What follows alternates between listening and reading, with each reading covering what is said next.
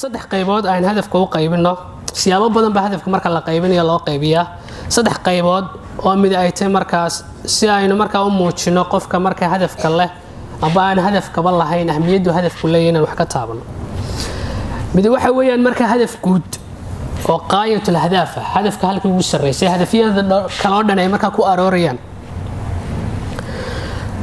midna waxa weeyaan hadaf gaar ah midna waxa weeyaan hadafkii nolosha oo hadaf isagu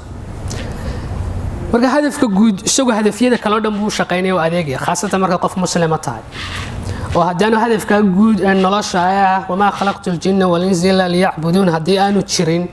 oo aanay raali gelinta ilaahay aanay hadaf ka guud ugu sareeyo ku ahayn oo inaad janno raadisa aanay ku ahayn hadafyada kala dhan nolosha dishooda marka waxay noqon karaan jihooyin kala qabsan karaan wax badan baa iskhilaafi kara isdiidaya marka qofka muslimka harta waa inuu hadaf guud leeyahay hadafka guud markuu leeyahay marka noloshiisii ay nidha marka nolosha wuxuu leeyahay qofku waqtiga ku dhex jirta oo noloshaas nafba ku sii dhex jirta nolosha ay nidha waxay ka kooban tahay bulsho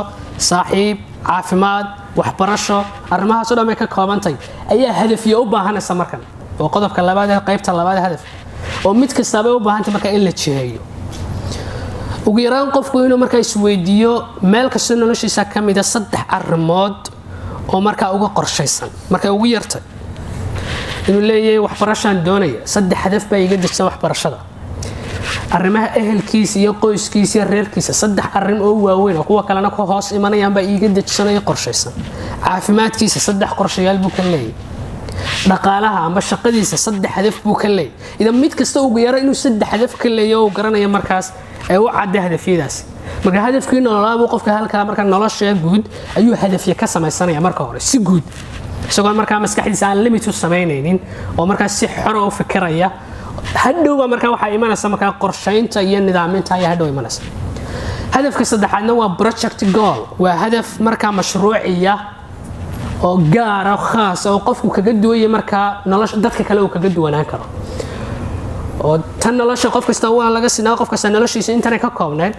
qof kasta muslim hadafkiisa aakhira waa lahaa laakiin hadafkan projectiga qofka kale lama midha waa wixii aad istaagaysay waa wixii aad rabtay inaad ku guulaysato waa waxaad rabtay inaad ummadda ugu adeegto waa waxaad rabtay inaad ka midho dhaliso waa mashruucaaga gaarka wuxuu noqon karaa arrin caafimaad la xidhiidha inaad dhakhtar noqdaan rabaa ganacsi buu noqon karaa shirkadaada asaas buu noqon karaa arrin dacwadda ku saabsan buu noqon karaa iyo masaajid ummadoodu khidmayso volunteer ugu shaqayso noqon karaa wuxuu noqon karaa mashruuc qofku uu yidhaa noloshayda intaan noolahay wuxuu ii noqonayaa wax aan qorshayaal inta u dejiyo aan rabo inaan meel ka gaaro oon meel kaga soo hadho ummadana wax ugu taro raadna aan uga tago ubadkayga iyo ubadka ummadeenaba يعني أركز هو مشروع يوقفك مركز على جربين ويستاجه وجارك مركز كستاوى مركز أرين جار إنه عايز ويستاجه مركز تعمير كي واحد دلنا يهور مركز بالشدة مركز بالعمانية تحسين مركز حكوا سويت يوقفك إنه جهرت محاد كون أكسنتي محاد شعشي محاد حساسة محاد هداد براتون بعد حوق سارتات كمان دلنا سأل لكن معها محاد دتك إيه وذا السمية محاد قال الله جهلا معها لكن waxa weeyaan maxaad adigu jeceshay maxaad ilaa yaraantaadi xiiseenaysay maxaad hubtaa hadad gacan u qaadad waqti geliso inaad horumarka ka gaadhiso inaad ummadda wax weyn ugu tarayso ida mashruuci halkaas uu ka sameeyay hadaf baa halka qorshaysmay isagana markaa qorshayaal baa ka dhalanaya hadhow ida saddexda qaybood markaa waa saddexda qaybood hadafka uu mid walba qorshayaashiisa uu yeelanayay si markaa uu qofku waqtigiisa uga faa'iideysan karo arinta muhiimka markaa waxa weeyaan sideedaba qofku markuu han guud leeyahay hankaas yaana uma cadaanin laakiin uu riyooyin iyo xilmi leeyahay ummadeen iyo mid gaara iyo mid qoyseedba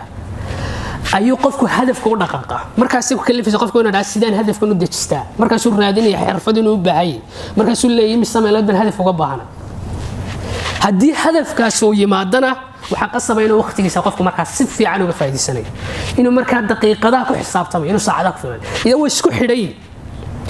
waxaad arkaysaa in badan maanta dad badan haddaad aragto maanta dadku xilmiga iyo hanka guud way ka wada siman yihiin laakiin waxa lagu kala duwan yahay waxa weeyaan ahdaafta iyo markaa sida ahdaafta loo joogteeyay iyo sida loo saxay